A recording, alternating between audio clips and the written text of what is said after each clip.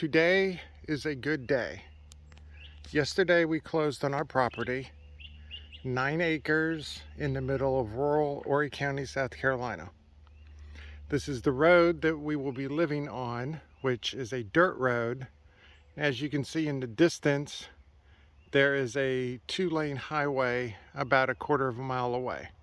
So even though we're on a dirt road, we're not that far away from minor civilization, if you want to call it.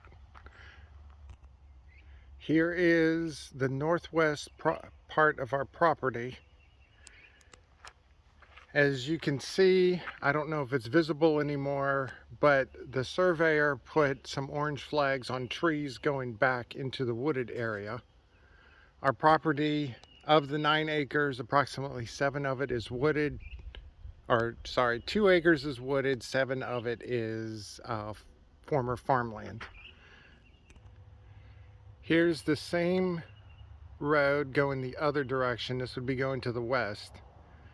You can see my truck in the distance. The property goes another 100 or so feet past my truck. What I'm wanting to do now is I'm wanting to document as much of the existing conditions of the property, so then we can go back at later dates and be able to see how far we've come from the day that we purchased the property. So as you can see right now, this is all wooded area, and it's going to continue to be wooded area for a little bit. We have a mixture of hardwoods and pine trees. There's a big magnolia tree right there. Then now, I don't know if you can see it through the video, but now the farmland starts past the tree area. So continue walking, and these are all the trees and growth and everything. So what we have on the property is we have the electric poles that go on the north side, which is the south side of the road, and we have internet and cable underground. The internet and cable I'll show in a minute, because there's a box not too far from our property. Even though we're a good 40 minutes north of Conway, South Carolina, we will have fiber optic internet. So we'll have high-speed internet out here, even though we're in the middle of nowhere. We do not have water or sewer out here. So one of the things we have to do is we have to have a well dug, as far as, and also a septic tank. So in order to be off the grid completely, we would just need solar panels of some sort and some sort of satellite internet like Starlink when it becomes active, or something similar, and then we would be completely off the grid, which might be possible. There's a tower that you can see in the distance. That tower's been there since the mid-90s. It's been through multiple hurricanes, so I don't think it's going to fall down anytime soon. So now we're coming to the south, or to the northwest corner of the property. This is about 640 feet away.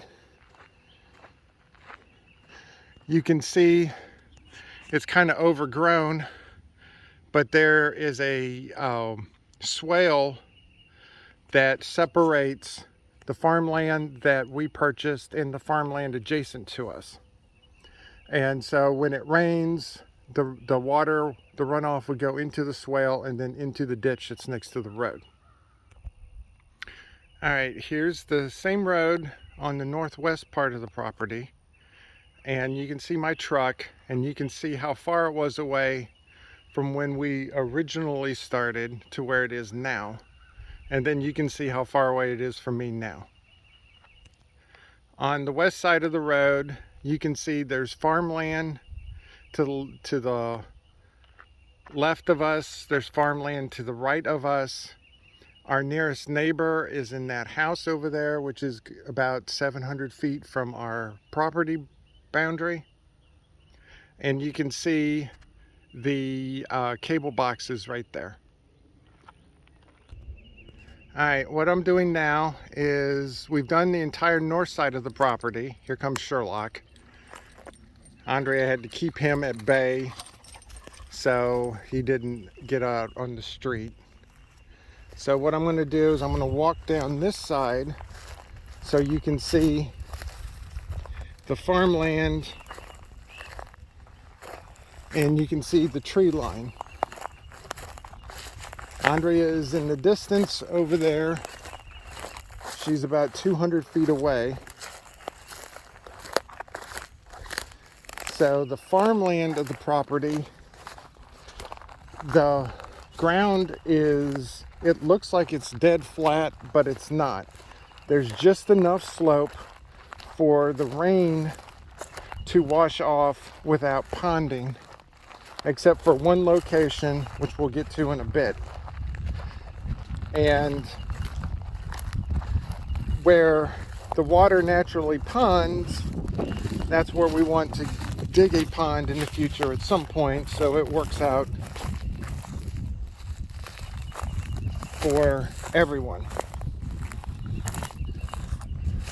So we're about a third of the way down the side. This is the shortest side of the property, which is about 606 feet. The north side and the other three sides, or the other two sides, are about 630 each. So we're about halfway back to property now. All the trees that are in the distance over there are our trees. We have somewhere between 80 to 100 feet of wooded area, and it goes down the entire east side of the property. So in the future, one of the first things we want to do is we want to clear out the brush, which we'll look at in greater detail. So then we can figure out which trees are good, which trees are bad, get rid of the trees that we don't want because they're diseased or whatever, and then we can maintain all the wooded area so Sherlock can go in there and whoever without dealing with a bunch of brush and a bunch of potential insects and stuff. So we're coming up onto the southwest corner.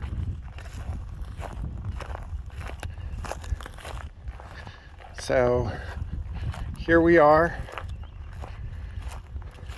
The property line is, if you see that little clearing dead ahead, the right side of the clearing is about where the next property line is. Here is a larger, closer up at the corner of our property of the tower. There is a anchor point that's not too far away. So it's an unmanned piece, so except for maintenance, and we've never seen them come out here, so we don't know how many times they actually come out during the year. This whole property here used to be part of this property before it was purchased by the people that own the tower. They decided, instead of leasing the property, they decided that they were just going to purchase it outright.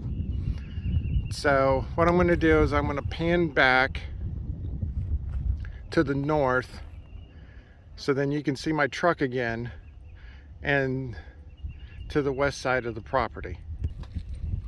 Now we're going to go down the south side of the property, And where we are right now is the highest point of the property. There is about a 4-foot slope going from this part to the catty corner part on the northwest or on the northeast. So what we're wanting is to be able to shed all of the water from the farm area to be able to put into our future pond. So they say that if you have a 1-acre pond, you need 10 to 12 acres of farmland to shed into it in order for it to be healthy, to where it doesn't drop too much and it has enough water to sustain itself.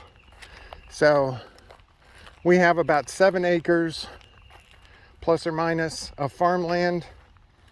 We have the pond we want to do is going to be about 1/3 of an acre, because we're assuming that not all of the 7 acres is going to be able to shed into the pond. So I don't know if you can see it. Andre is in the background over there. She has the white shirt on against the green trees, so she shouldn't be too hard to miss. So when you see her, you see the scale of how big these trees are. All these trees are full grown. When we first came out here in February, the deciduous trees had not leafed out yet. So now they're pretty much all leafed out. And one of the first things we're going to do is we're going to get a person that does tree maintenance and brush clearing to come out here so he can help us identify what kind of trees we actually have and what type of trees we're going to have to get rid of because they're diseased or almost dead. All right, here is the little clearing area that we saw at the northwest or the southwest corner. This is how our property was being farmed. So there's no direct access from the road to our property. So the property was being leased to another farmer. So the farmer of the adjacent property would come here and just plow all of the 7 acres and then do the farming here. The person that used to own this property, his main farm was several miles from here, so it wasn't advantageous for him to come down here to farm just 9 acres. I say just 9 acres because one of his pieces of property was over 100 acres. So this is a little pittance compared to that. Okay, here are the tree areas in the little clearing area. Right now it's our intent to let nature take over the clearing area so then we can eventually get trees. If we just leave this for probably about a few years, probably about 5 years, we'll have pine trees growing in here, be about 10 feet tall, and it'll be so thick you can't even walk into. Then eventually the pine trees will clean themselves out. Here is our neighbor to the southeast of us. You can see that they have already plowed, and I think they've just seeded their property. So the same road that connects into the dirt road that we live on is over here. If you see the trees off in the distance, I don't know if you can see it, but there's an old house that's there. That house was actually built in the 30s, and that house was for sale when this property was for sale. I was looking for land and came across that property, and I discounted it because I didn't want to have to deal with a almost 100-year-old house. But then I saw just out the corner of my eye, this property. So that's how we found this property, was through that property right there. Those people just closed about 3 weeks ago. So there's a truck over there now, so they're probably trying to figure out how to fix up that house. It looks like that house has been not habitable for many years. So hopefully they don't have too much to do. Okay, here's a pin here. Even though our property goes straight through the woods there's a pin here because this is the dividing line between our adjacent neighbors to the north and the south of us on the east side. And here's a view of the little clearing area to the west side of the property. This tree that fell right here, there was a storm, I think in late February, and that's when that tree fell. So it has not been fallen that long ago. Obviously, by looking at it, the tree's been dead a long time, but a storm finally took it out. So what I want to do now is I'm probably going to run twice over here. We'll just see how it goes, because right now we're going west. And yes, I saw that my finger was in the camera. I apologize. I hadn't figured out editing yet, so if I figure that out, I'll edit that part out. So now we're running down the east side of the property. This is the lower part of the property. Normally, after it rains, there's two parts here that collects a little water for a few days. So one of them's in about the center of the property over here, and the other one is at the north side, which we'll get to in a minute. So as you can see, our property is about, I'd say about 500 feet or so on this side, where we have the trees behind us. And this is the first area here. Let me stop, pan down a little bit. You can see where it looks like it gets a little bit more moisture. Then we keep going, and now we're going to come into the area where we want to put the ponds. And there was a black snake that just beelined it to the woods. So that was interesting. So now we're going, and now we're coming to the northeast part of the property. This is the part of the property where we want to put the pond. So you can't really see it, but there is a little bit of grade difference. When we get to the corner up here, I'll pan around so you can see that you can see a little bit of grade from the one side to the other. So it's enough to shed water, but it's not enough to have any major contour differences. So here we are. This is the area that normally collects water here. Let me stop and pan down. It's also the area that seems to have the most amount of bugs.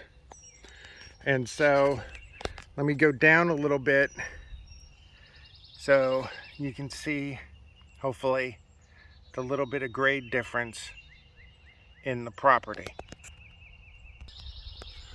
We don't know how far it is right now to where the tree line is to the property line, but I estimate it's anywhere between 100 to 120 feet. So when we eventually get all this cleared out, this is going to look really nice back here. You can see all the magnolia trees. You can see the different hardwood trees. We know we got maples. We have various kinds of pine trees and cedar. We have, I think, sweet gum. We have several different types of trees. Here is the tree line going to the road. You can barely see the road behind the trees. So we have probably about 50 feet or so of wooded area before it gets to the electrical easement. And then the road's just right after there. All right, now we're on the north side of the property looking south. And so the area where we're going right now is where the pond is going to go. Then you can see the tower in the background. All the trees in the background belong to the property where the tower is. So our property doesn't go exactly all the way to the trees. It's probably about 20 or 30 feet on the farm side of the trees. So eventually what's going to happen is all that'll grow up and turn into pine trees. In the south like this, if you have regular, what we would call regular ground, pine trees will take over because they grow a lot faster than the hardwoods. But pine trees don't like a lot of water. So what'll happen is when you get into wetter areas, that's where the deciduous trees come in. Because where we are, everything's pretty much flat. I think the highest part in Horry County is just over 100 feet above sea level. So Horry County is a very large county. So you have everything is either underwater or it's not during hurricanes. There's a map that the Horry County government has that they have. The last two hurricanes that we had here was Matthew and Florence. Matthew was in 2016 and Florence was in 2018. Florence was a lot worse because the hurricane decided to come on to land, and then once the eye was over land, about 20 or 30 miles over land, it just stopped for like a day and a half. So there were some parts of North Carolina that got 50 inches of rain. So what happened is where Horry County is in essence downstream of the North Carolina areas. So it took about a week or so, but we started getting massive flooding here. It was historic, because normally you don't have 50 inches of rain that happens in like a 3 or 4 day period. And so I'm kind of doing a slow pan while I'm talking. So there's a site on the county that lists that has the road closures for both Matthew and Florence. And so we're about 30 feet above a swamp that's about a half a mile to the south of us. I'm panning around now. If you see that trailer in the distance with the trees, and then you see the tree line beyond that, that's where the swamp is. The swamp is about 50 feet above sea level, and we're about 80 feet. So the fact that I don't think we would ever get flooding here, or if we get flooding, there's a whole lot of other problems. The last thing I want to show is in South Carolina, DHEC is the one that does the perk testing for septic tanks. They're the ones that design it. You can have a civil engineer do it, but it's going to be incredibly expensive and incredibly over-designed. So right now, there's a backlog of between 6 and 8 weeks for them to actually come out. This was week 4 this week. So what you have to do is you have to go stake out where you want your house to be, where you want the drain field to be, where you want the septic tank to be. So we have the house location here, and then the septic tank is going to go right here. In Horry County, they like the septic tanks really close to the house, therefore you don't have to do a whole lot of drop. And then we would like the drain field to go over here. The DHEC people will make the final decision, but I think where we want it will be good. And then